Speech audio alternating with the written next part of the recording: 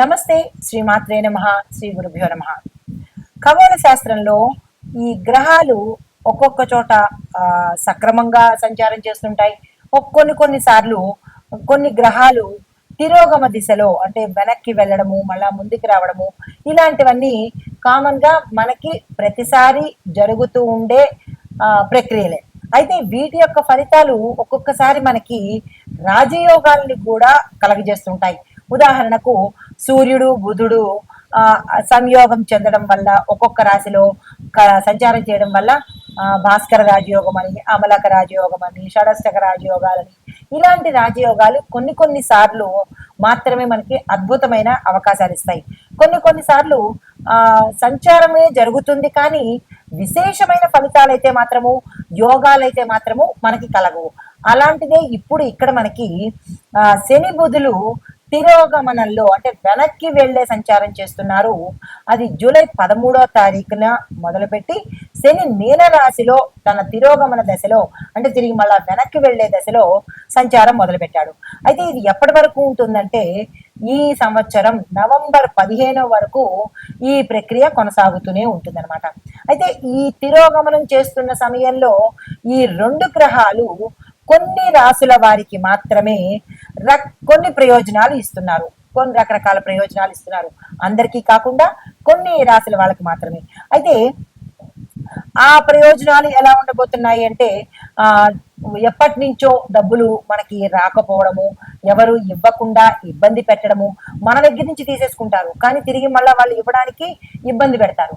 అలాంటి ఇబ్బందులు ఈ సమయంలో తొలగిపోయి మీకు రావాల్సిన సొమ్ము చేతికి అందుబాటులోకి రావడము, దీంతో పాటు ఈ శని బుధుల యొక్క తిరోగమన సంచారం వల్ల లబ్ధి పొందే రాసులు మనం తెలుసుకుందాము.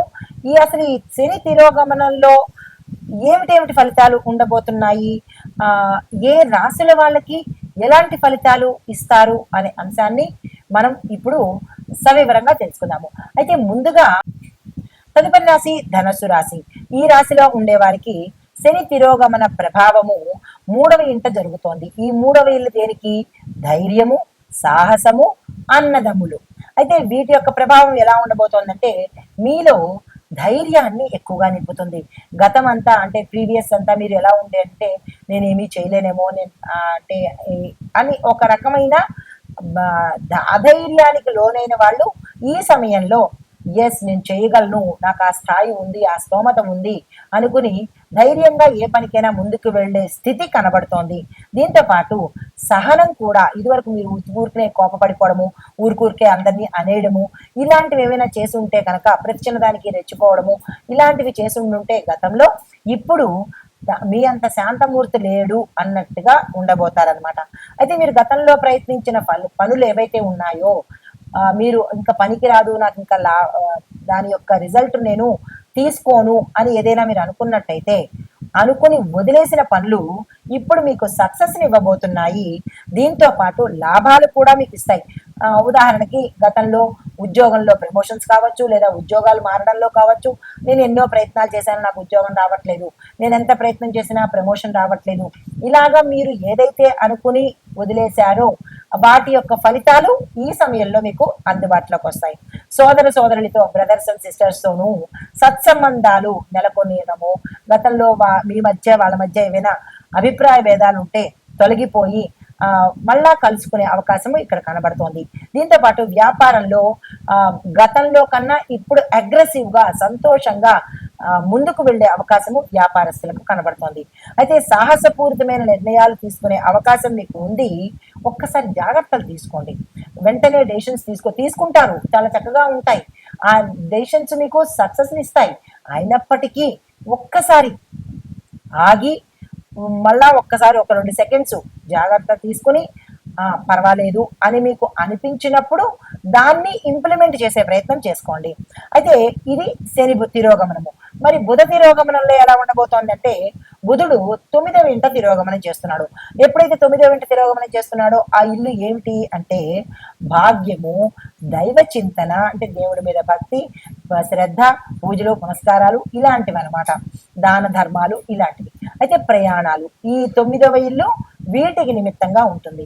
అయితే మీకు వచ్చే ఫలితాలు ఎలా ఉంటున్నాయి అంటే కనుక విదేశాలు వెళ్ళే అవకాశాలు మీకు చాలా ఎక్కువగా వస్తాయి. అందుకునే ప్రయత్నం చేసుకోండి. భవిష్యత్తులో ప్రయాణాలు ఆలస్యం అవ్వచ్చు, అయినప్పటికీ నిరాశ చెందకండి. కానీ అంటే దాన్ని ఒక్కసారి ఎందుకు మనకు ఆలస్యమయ్యింది, మంచే కదా అని ఒక్కసారి యోచన చేసుకోండి. అది క్యాన్సిల్ అయిపోయింది కదా అని బాధపడకుండా, ఎస్ ఈ క్యాన్సిలేషన్ కూడా మనకి మంచిదే, ఈ క్యాన్సిల్ అవ్వడం వల్ల నాకే ఉపయోగమైంది అని ఒక్కసారి తరచి చూసుకోండి. మంచి జరిగే అవకాశం కనబడుతోంది. అయితే తాత్కాలికంగా నిరాశ ఉన్నప్పటికీ మీకు శ్రమ ఫలితంగా సక్సెస్ సాధించే అవకాశం కనబడుతోంది. ముందుగా మీరు నిరాశ చెందొచ్చు, అరే ఈ పని కాలేదు నాకు ఏంటి అని నిరాశపడినా మరుక్షణమే మీకు ఆశ జనించి దాని ఫలితాన్ని పొందే అవకాశం ఇక్కడ ఎక్కువగా కనబడుతోంది. కాబట్టి నిరాశ చెందకండి. ధర్మము దైవ చింతన మీకు మంచి జరిగే అవకాశం కనబడుతోంది. ధర్మంగా ఉండండి, దైవ చింతన పెట్టుకునే ప్రయత్నం చేసుకోండి. అయితే మరి లాభపడే అంశాలు ఏమిటి అంటే కనుక వాణిజ్య రంగాలలో బలమైన డెసిషన్స్ తీసుకుంటారు, స్ట్రాంగ్ డెసిషన్స్ తీసుకుంటారు. ఆ స్ట్రాంగ్ డెసిషన్స్ మీకు ఉత్తరోత్తర మంచి లాభాలు తెచ్చిపెట్టేటట్టుగా ఉంటుంది. కాబట్టి వెంటనే ప్రొసీడ్ అయిపోండి. అయితే సోదరులతో, అన్నదమ్ముల మధ్య, అక్కచెల్లెల మధ్య మంచి స్ట్రాంగ్ బాండింగ్ అనేది ఏర్పడుతుంది. పాత పనిని తిరిగి మళ్ళా ప్రయత్నం చేస్తే ఫలితం దక్కుతుంది. సాధువుల సన్నిధిలో అంటే గుళ్ళు గోపురాలు, ఆశ్రమాలు ఇలాంటివి ఏమైనా తిరిగినట్టయితే కొంత మానసిక ప్రశాంతత కలుగుతుంది. అయితే మరి జాగ్రత్తలు దేనిలో తీసుకోవాలి? ప్రయాణాల్లో జాగ్రత్తలు తీసుకోండి, ఖర్చుల విషయంలో జాగ్రత్తలు తీసుకోండి. భాగ్యం ఎక్కువ అంటే లక్కు మీద ఎక్కువ ఆధారపడకండి. నాకు లక్కు తగిలితేనే నేను చేస్తాను అని లక్కు మీద ఎప్పుడూ డిపెండ్ అవ్వకండి. లక్ అనేది మనకు ఒక్కసారి కనిపించి వెళ్ళిపోయే మెరుపు తీగ లాంటిది. దాన్ని నమ్ముకొని చీకట్లో ఉండడం కన్నా ఆ మెరుపు శాశ్వతం కాదు. కాబట్టి శాశ్వతమైన లైట్ మీద ఆధారపడే ప్రయత్నం తప్పనిసరిగా చేసుకోండి. బిజినెస్ ఒప్పందాల్లో స్పష్టత ఏర్పరచుకోండి. ఒక క్లారిటీ, ఎవరితోనైనా ఒప్పందం చేసుకోవాలి, అగ్రిమెంట్ చేసుకోవాలనుకుంటే కనుక ఒక క్లారిటీ పెట్టుకొని ట్రాన్స్పరెన్సీగా ఉండండి. మాయా మోసంతో ఉండకండి. ఇలాంటివి చేసినట్టయితే సానుకూలంగా ఉంటుంది. అయితే మీకు చెప్పదగిన పరిహారాలు, శనివారం రోజు ఈ సమయంలో ప్రతి శనివారం రోజు శని గ్రహం యొక్క అనుగ్రహం కోసము శని కవచము అని ఉంటుంది. ఆ శని కవచాన్ని నేర్చుకొని కానీ లేదా వినడం కానీ మీ నోటెంట పలికే ప్రయత్నం చేసుకోండి. దేవాలయాలకు అంటే బుధవారం రోజు దేవాలయాలకు వెళ్ళి అక్కడ ఆకుపచ్చ వస్త్రాలు కానీ పుస్తకాలు కానీ ఆ వచ్చిన భక్తుల్లో ఎవరైనా పిల్లలు ఉంటే వారికి ఇచ్చే ప్రయత్నం తప్పనిసరిగా చేసుకోండి. ఇది ఈ రాశిలో ఉండే వారికి చెప్పదగిన గోచార రీత్యా శని బుధ తిరోగమన ఫలితాలు. నమస్తే. తదుపరి రాశి మకర రాశి. ఈ మకర రాశిలో వారికి శని తిరోగమనం వల్ల 2వ స్థానంలో సంచారం చేస్తున్నాడు. 2వ స్థానం అంటే ఏంటి? వాక్పటిమ, కుటుంబము, ధనము. అయితే ఈ రాశికి అధిపతి శని భగవానుడు కాబట్టి 2వ స్థానంలో సంచారం చేస్తున్నాడు. కాబట్టి మీరు భవిష్యత్తును చూసుకుంటూ ముఖ్యమైన నిర్ణయాలు తీసుకోండి. ధనపరంగా మీకు అసలు తిరిగే లేదు. ఇన్నాళ్ళు కష్టాలు పడ్డారు కదా, దట్టు శని భగవానుడి యొక్క రాశి, దాంతోపాటు శని భగవానుడు తిరోగమనంలో పెడుతున్నాడు. ఇంకా కావాల్సింది ఏముంది? ధనపరంగా విశేషమైన అవకాశాలు వస్తాయి.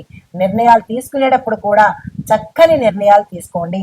దీంతో పాటు ఆర్థిక విషయాలలో మీరు పెట్టుబడులు పెట్టుకోవాలన్నా, దాచుకోవాలన్నా, సేవింగ్స్ పరంగా కానీ ఏదైనా ఇన్వెస్ట్మెంట్ చేసుకోవాలన్నా, ఏ పని చేసినా ఈ సమయము గోల్డెన్ పీరియడ్.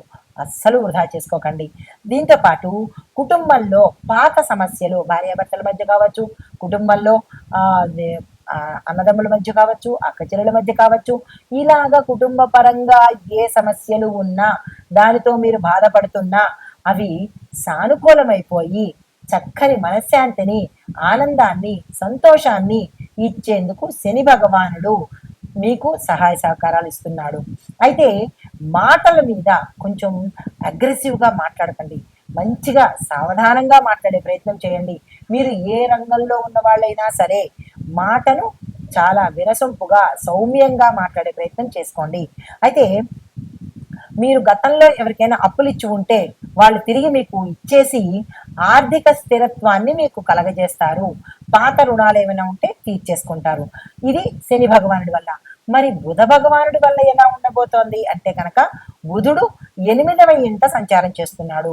ఈ 8వ ఇంట సంచారం చేయడం వల్ల రహస్యాలు, అంతర్గత మార్పులు జరగబోతున్నాయి. అంటే ఈ సమయంలో మానసిక ఒత్తిడిని మీరు తగ్గించుకొని మౌనము, దైవ చింతన ఎక్కువగా పెట్టుకోండి.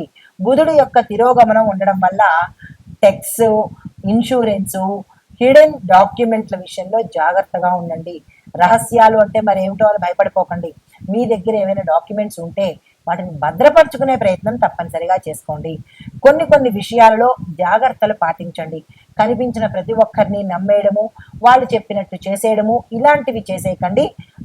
ఆచితూచి ఒకసారి పునఃపరిశీలన చేసుకుని ఎదుటివారు చెప్పారు కదా అని చెప్పి వెంటనే చేసేయడం కానీ ఇలాంటి పనులు చేయకుండా నిదానించి నిర్ణయాలు తీసుకోండి. అయితే ఇన్వెస్ట్మెంట్ల మీద పాత గతంలో నేను ఎప్పుడు చెప్తుంటాను, ఇన్వెస్ట్మెంట్లు చేసుకోండి, ఈ సమయం మీకు లాభాలు వస్తాయి అని. అలాగ మీరు గతంలో ఏదైనా ఇన్వెస్ట్మెంట్స్ చేస్తే, పెట్టుబడులు పెట్టినట్టయితే దాని మీద మీకు తెలియకుండానే ఎక్కువ డబ్బులు వచ్చే అవకాశము, ఆ లాభాలు కూడా మీకు ఆర్థిక లాభాలుగా ధనం కోరడము జరిగే అవకాశం కనబడుతోంది. అయితే మరి లాభం పొందే అంశాలు ఏంటి అంటే కనుక కుటుంబ సహాయ సహకారాలు, కుటుంబంలో అన్యోన్యత, వదిలిపోయిన వాళ్ళు లేదా విడిపోయిన వాళ్ళు తిరిగి కలుసుకునే అవకాశం కనబడుతోంది. పాత ఆస్తుల నుంచి లాభాలు వచ్చే అవకాశం ఎక్కువగా కనబడుతోంది. దీంతో పాటు మౌనం మీకు మరింత శక్తిని ఇచ్చే అవకాశం కూడా కనబడుతోంది. దీంతో పాటు డాక్యుమెంట్స్ని క్లియర్ చేసుకోండి, అంటే జాగ్రత్త పెట్టుకోండి. ఏవైనా పాత డాక్యుమెంట్స్ కానీ, ఇన్వెస్ట్మెంట్స్ తాలూకా పత్రాలు కానీ మురిగిపోయి, అంటే మీకు ఎక్స్పైరీ డేట్ అయిపోయినవి వెంటనే తీసి వెళ్ళి సబ్మిట్ చేసి దాని ద్వారా కూడా డబ్బులు పొందే అవకాశం కనబడుతోంది. మర్చిపోయినవి ఉంటే కనుక తిరిగి గుర్తు చేసుకునే ప్రయత్నం చేసుకోండి. అయితే జాగ్రత్తలు దేనిలో తీసుకోవాలంటే కనుక నిద్రలో ఆటంకాలు కలగచ్చు, సుఖవంతమైన నిద్ర పొంది. దీంతో పాటు ముఖ్యమైన డాక్యుమెంట్స్ ఏవైనా ఉంటే కనుక వాటిని జాగ్రత్త పెట్టుకునే ప్రయత్నం తప్పనిసరిగా చేసుకోండి. తర్వాత వాగ్వాదాలకు దూరంగా ఉండండి. ఎవరైనా మిమ్మల్ని మధ్య పిలిచి వాదన చేసే ప్రయత్నం చేస్తే కనుక నాకు తెలియదు, నేను చెయ్యలేను అని చెప్పి తప్పించుకోండి. కానీ ముందుకు వెళ్ళే ప్రయత్నం చేస్తే మునిగిపోయే అవకాశం ఉంది, జాగ్రత్తలు తీసుకోండి. అయితే మీకు చెప్పదగిన మరి పరిహారం ఏంటి అంటే కనుక శనిగ్రహ శాంతి కోసము నల్లని వస్త్రాలు దానం చేసుకోండి, నల్లని వస్తువులు కూడా దానం చేసుకోండి. దీంతో పాటు బుధగ్రహానికి సంబంధించి ఆకుపచ్చ పళ్ళు కానీ, ఆకుపచ్చ వస్త్రాలు కానీ పేదవాళ్లకు దానంగా ఇచ్చుకోండి. ఈ పరిహారాలు చేసుకుని వారి యొక్క అనుగ్రహాన్ని సంపూర్ణ